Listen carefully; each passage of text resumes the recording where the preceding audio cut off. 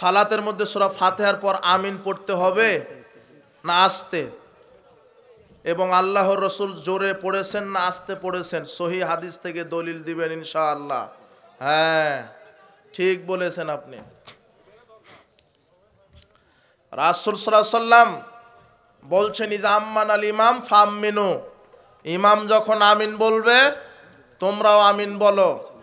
ফাইন্নাহু মান ওয়াফাকা তামিনহু তামিনাল মালাইকা গুফিরা লাহু মা তাকাদ্দামা মিন যামবিহি, তোমাদের আমিন যদি ফেরেশতাদের আমিনের সাথে মিলে যায় আল্লাহ তোমাদের বিগত সব পাপ ক্ষমা করে দিবেন।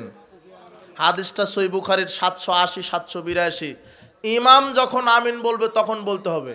তো ইমাম যদি চুপে চুপে বলে মুক্তাদিরা বুঝবে কখন আর বলবে কখন? আল্লাহ এদেরকে এই হাদিসের সঠিক বুঝ দান করুন। কথা বুঝেছেন? হাদিস বুঝতে গেলে ব্রেন লাগে, ব্রেন। কিন্তু কি করে বুঝবে এই মোল্লারা বলেন? ব্রেনে শয়তান পেশাব করে দিছে এদের। কথা বুঝেছেন? আমাদেরকে গালি দেয়, আহা কত আফসোস লাগে।